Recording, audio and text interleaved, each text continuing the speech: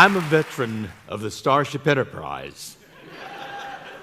I soared through the galaxy, driving a huge starship with a crew made up of people from all over this world. Many different races, many different cultures, many different heritages, all working together.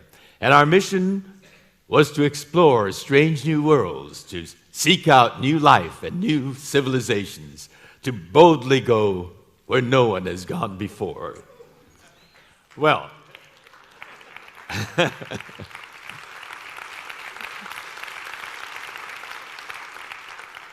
I am the grandson of immigrants from Japan who went to America, boldly going to a strange new world, seeking new opportunities. My mother was born in Sacramento, California. My father was a San Franciscan. They met and married in Los Angeles, and I was born there. I was 4 years old when Pearl Harbor was bombed on December 7th, 1941 by Japan. And overnight, the world was plunged into a world war. America suddenly was swept up by hysteria. Japanese Americans, American citizens of Japanese ancestry, were looked on with suspicion and fear and with outright hatred, simply because we happened to look like the people that bombed Pearl Harbor. And the hysteria grew and grew until on February 1942, the President of the United States, Franklin Delano Roosevelt, ordered all Japanese Americans on the west coast of America to be summarily rounded up with no charges, with no trial, with no due process. Due process is the core pillar of our justice system. That all disappeared. We were to be rounded up and imprisoned in 10 barbed wire prison camps in some of the most desolate places in America. The blistering hot desert of Arizona, the sultry swamps of Arkansas, the wastelands of Wyoming, Idaho, Utah, Colorado, and 2 of the most desolate places in California. On April 20th, I celebrated my 5th birthday. And just a few weeks after my birthday, my parents got my younger brother, my baby sister, and me up very early one morning, and they dressed us hurriedly. My brother and I were in the living room looking out the front window, and we saw 2 soldiers marching up our driveway. They carried bayonets on their rifle. They stomped up the front porch and banged on the door. My father answered it, and these soldiers ordered us out of our home. My father gave my brother and me small luggages to carry, and we walked out and stood on the driveway waiting for our mother to come out. And when my mother finally came out, she had our baby sister in one arm, a huge duffel bag in the other, and tears were streaming down both her cheeks. I will never be able to forget that scene. It is burned into my memory. We were taken from our home and loaded onto train cars with other Japanese American families. There were guards stationed at both ends of each car, as if we were criminals. We were taken 2/3 of the way across the country, rocking on that train for 4 days and 3 nights to the swamps of Arkansas. I still remember the barbed wire fence that confined me. I remember the tall sentry tower with the machine guns pointed at us. I remember the searchlight that followed me when I made the night runs from my barrack to the latrine. But to 5-year-old me, I thought it was kind of nice that they lit the way for me to pee. I was a child, too young to understand the circumstances of my being there. Children are amazingly adaptable. What would be grotesquely abnormal became my normality in the prisoner of war camps. It became routine for me to line up 3 times a day to eat lousy food in a noisy mess hall. It became normal for me to go with my father to bathe in a mass shower. Being in a prison, a barbed wire prison camp, became my normality.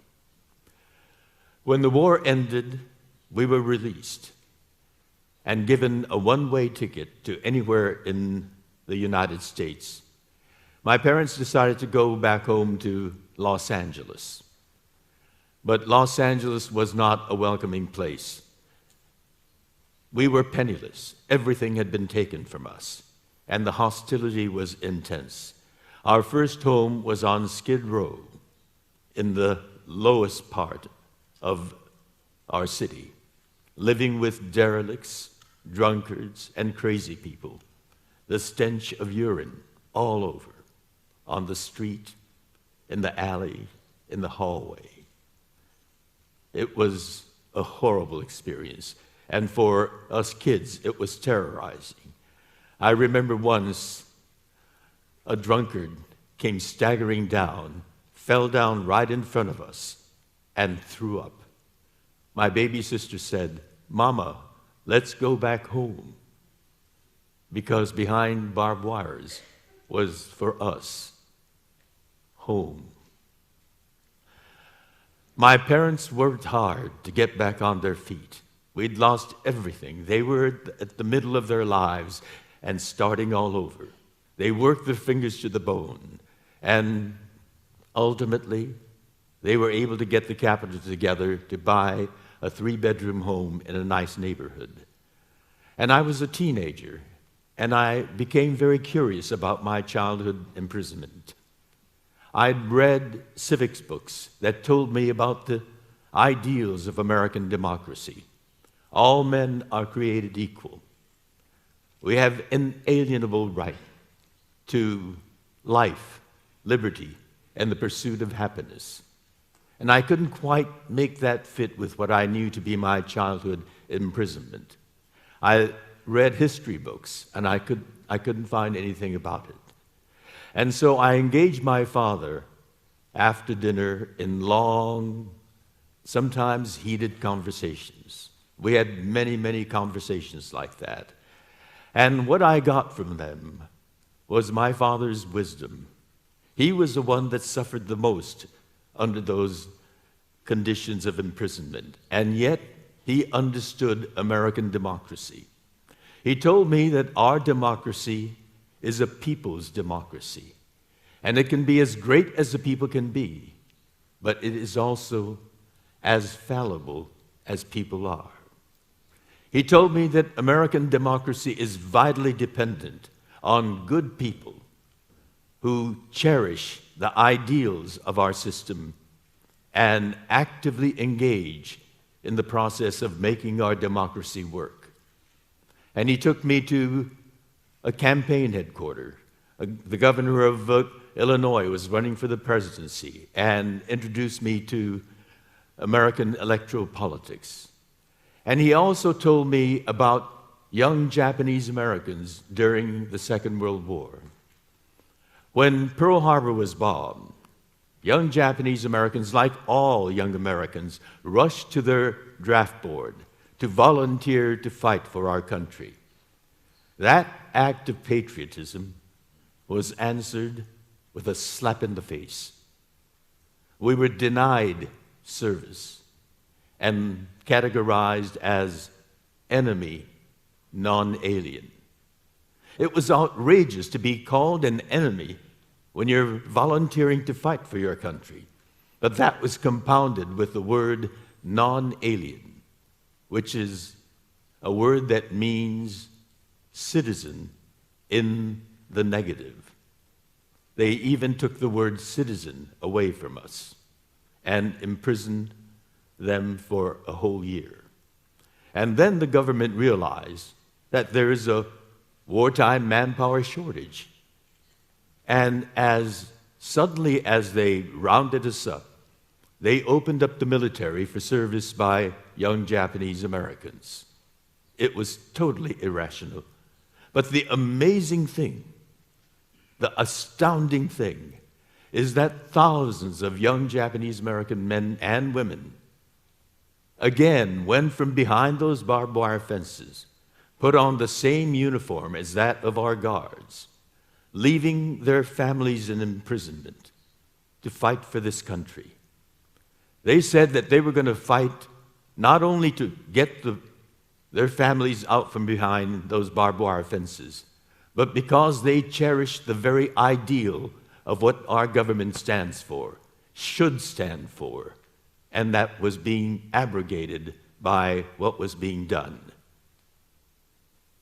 All men are created equal. And they went to fight for this country. They were put into a segregated all-Japanese American unit and sent to the battlefields of Europe. And they threw themselves into it. They fought with amazing, incredible courage and valor. They were sent out on the most dangerous missions, and they sustained the highest combat casualty rate of any unit proportionally. There's one battle that illustrates that. It was a battle for the Gothic Line. The Germans were embedded in this mountain hillside, rocky hillside, in impregnable caves. And 3 Allied battalions had been pounding away at it for 6 months, and they were stalemated. The 442nd was called in to add to the fight. But the men of the 442nd came up with a unique but dangerous idea. The backside of the mountain was a sheer rock cliff. The Germans thought an attack from the backside would be impossible. The men of the 442nd decided to do the impossible. On a dark, moonless night, they began scaling that rock wall, a drop of more than 1,000 feet, in full combat gear. They climbed all night long on that sheer cliff. In the darkness, some lost their handhold or their footing, and they fell to their death in the ravine below. They all fell silently. Not a single one cried out so as not to give their position away. The men climbed for 8 hours straight, and those who made it to the top stayed there until the first break of light. And as soon as light broke, they attacked. The Germans were surprised, and they took the hill and broke the Gothic line. A 6-month stalemate was broken by the 442nd in 32 minutes. It was an amazing act. And when the war ended, the 442nd returned to the United States as the most decorated unit of the entire Second World War. They were greeted back on the White House lawn by President Truman, who said to them, "You fought not only the enemy, but prejudice, and you won." They are my heroes. They clung to their belief in the shining ideals of this country, and they proved that being an American is not just for some people, that race is not how we define being an American. They expanded what it means to be an American, including Japanese Americans that were feared and suspected and hated. They were change agents. And they left for me a legacy. They are my heroes, and my father is my hero, who understood democracy and guided me through it. They gave me a legacy, and with that legacy comes a responsibility. And I am dedicated to making my country an even better America, to making our government an even truer democracy. And because of the heroes that I have and the struggles that we've gone through, I can stand before you as a gay Japanese American, but even more than that, I am a proud American. Thank you very much.